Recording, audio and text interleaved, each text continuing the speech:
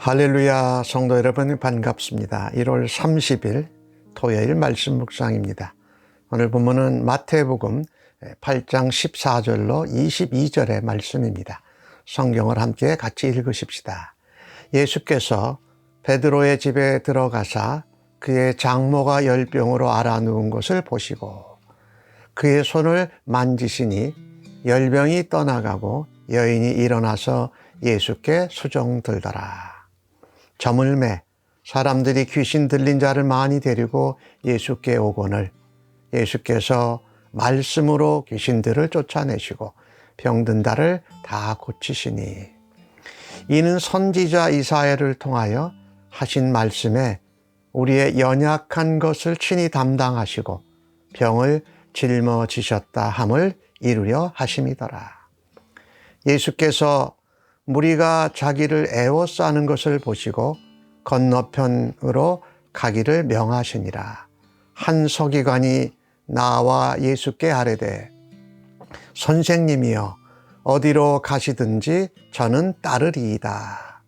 예수께서 이르시되 여우도 굴이 있고 공중의 새도 거처가 있으되 인자는 머리 둘 곳이 없다 하시더라.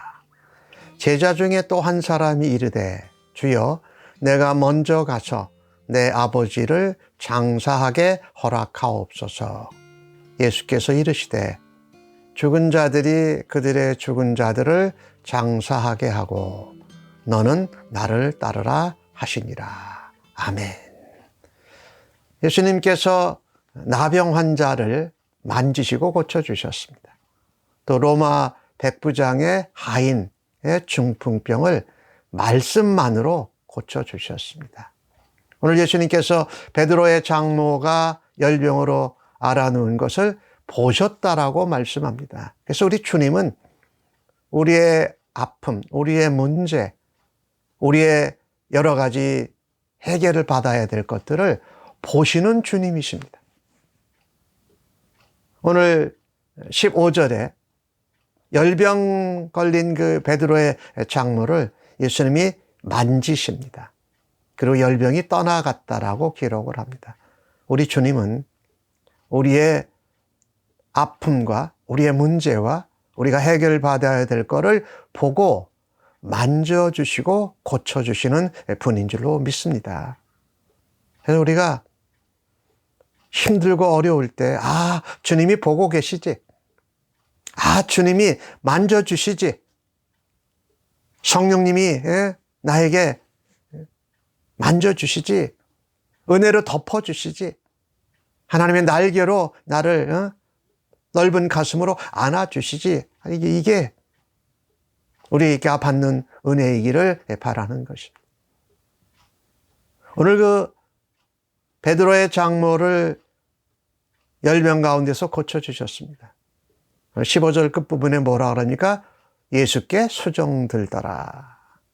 우리는 예수님께 병도 귀신도 어떤 문제도 해결함을 받습니다. 그런데 나를 보시고 나를 만져주시고 고쳐주시는 주님께 뭔가 은혜를 받고 나면 그 받은 것만 중요해가지고 떠나버리는 사람이 되지 않아야 할 것입니다. 나병 환자가 10명이 고침을 받았는데 9은 다 가버리고 한 사람만 남게 되는 이 모습을 보면서 우리가 주님께 받은 은혜, 주님께 고침을 받을 때에 오늘 베드로의 장모처럼 예수님을 수종하는 그런 믿음도 행함도 있기를 바랍니다. 내 문제와 병과 어떤 것이 해결됐다고 그냥 떠나가 버리는 것이 아니라 주님께 수종하더라. 예수님이 오늘 그렇게 병자를 고친 것을 보시고 귀신 들린 자들을 많이 데려왔습니다. 그리고 병든 자들을 데려왔습니다. 예수님이 고쳐주셨습니다. 오늘 16절에 보니까 말씀으로 귀신들을 쫓아내시고 병든 자를 고치셨다. 귀신들에겐 특별히 하나님의 말씀이 전해지면서 고쳐주셨고 또 그 말씀은 병든 자들에게도 위로와 격려와 새 소망을 주는 그런 말씀이었습니다. 우리 주님은 우리를 보시고 우리를 만져주실 뿐만 아니라 말씀하시는 주님입니다. 말씀으로 고쳐주신다. 오늘 17절을 보면 그렇게 베드로의 장모, 병든 사람, 귀신 들린 자들을 이렇게 말씀으로 전하시고 또 만져주시고 그 궁일이 보시고 고쳐주셨어요. 오늘 마태는 이것이 하나님의 나라, 메시아의 나라, 즉 말씀이 언약이 성취된 것이라고 말하고 있습니다. 선지자 이사야의 말씀을 통해서 우리의 연약한 것, 또 우리의 병을 짊어지셨다. 또 우리의 죄를 대신 짊어주신 분이시잖아요. 이사야서 53장 4절에 말하죠.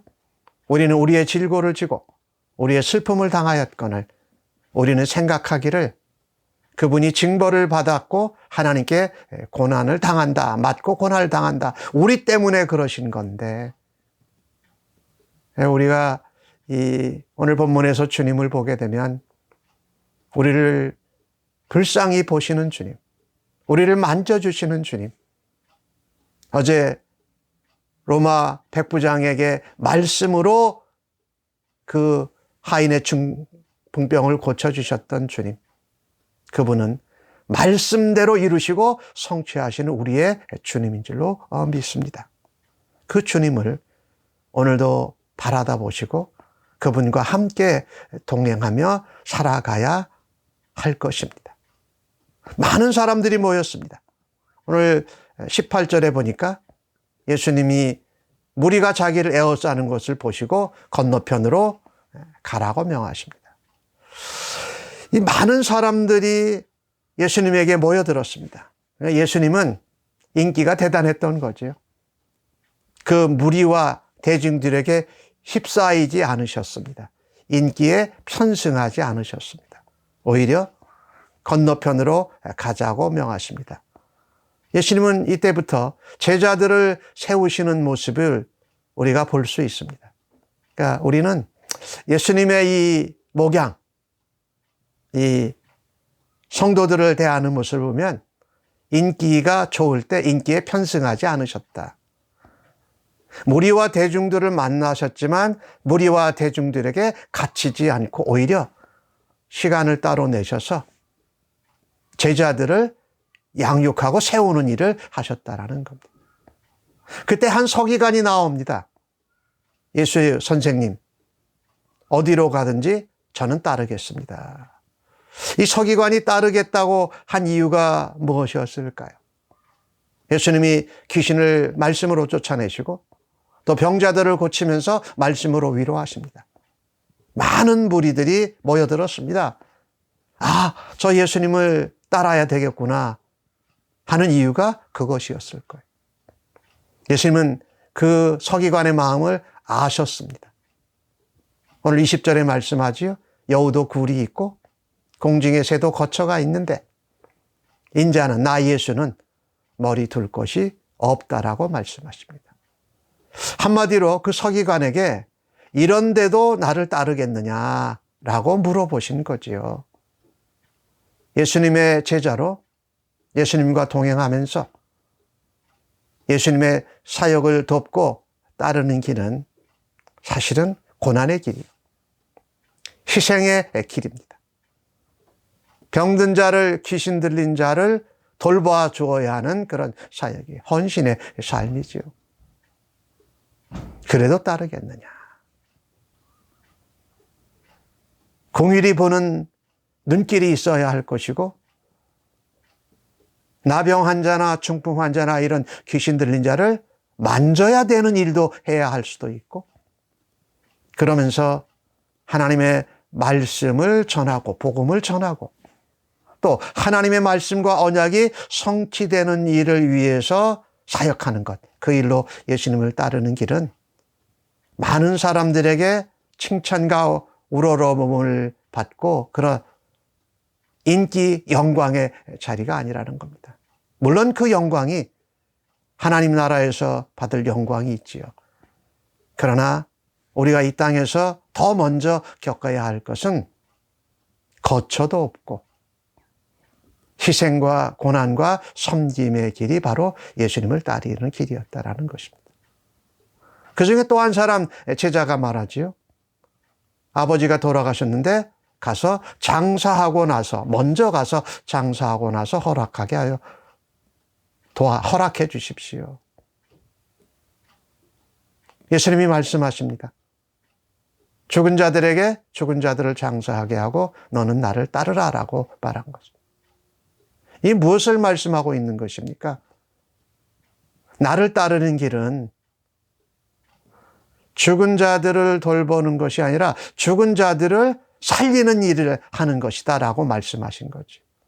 그래서 그만큼 이 땅에 죄와 사망으로 죽어있는, 영적으로 죽어있는 사람들을 살려내는 일, 그들에게 말씀을 전하고 말씀의 성취가 이루어지고 그들을 섬기고 그들을 긍휼히 여겨서 하나님 나라 백성 되도록 생명을 살리는 일이 더 급하다라고 말씀하신 것이요.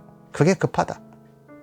이 하나님 나라, 또 하나님 나라 백성들이 새롭게 일어서는, 거듭나는 일의 중요성을 말씀하고 있습니다. 오늘 주신 말씀을 보면서 우리는 다시 한번 돌아다 보아야 할 것입니다. 하나님 나라의 사명은 영혼을 살리는 일이다. 또 영혼을 섬기는 일이다.